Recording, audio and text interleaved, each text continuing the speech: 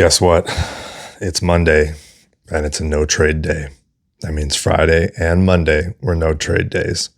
And I have to say, I have that Monday feeling. Really wanted action.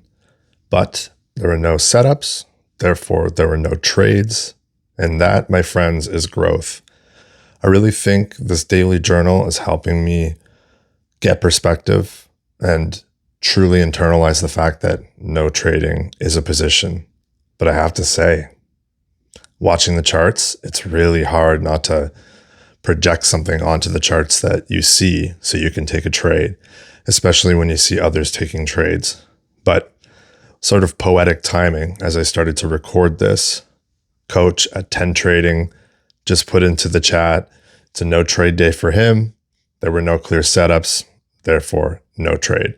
And I have to say, I'm doing my best to not look at the chat during the trading sessions, not because it's not good information or, it's not extremely valuable, but because I want to stand on my own 2 feet and think for myself. I feel like if I'm following the chat, then I'm not making my own thesis in the day.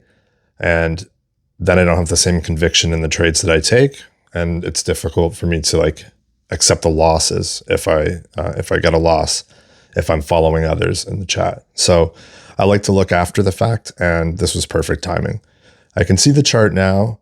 There was a reversal play, but it wasn't clear. There was a gap fill that did not get filled by one tick.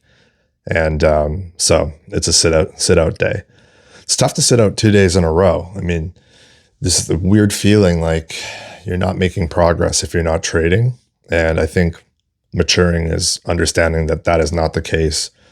It is truly better to sit on your hands than to take a loss. Of course, logically that makes sense. But emotionally, it's like going to work for the whole week and maybe not taking a trade and calling that progress. It's a difficult thing to sort of internalize. But again, I know I sound like a broken record.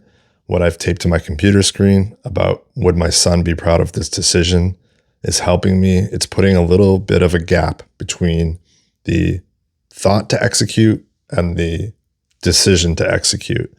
And that gap, just like in meditation, creates space for you to see the reality clearly. And that's what's happening. And so last week was Big Green Week. This week's got 4 trading days left. Plenty of time, especially we tend to think on week to week, but that's not the case, right? You're thinking months, quarters, halves of years. It takes hundreds of trades to get a true data set.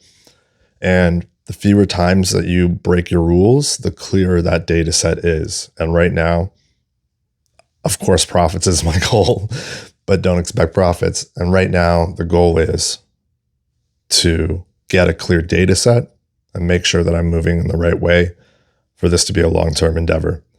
So day 27, don't quote me on that. It'll be right in the titles. Don't expect profits.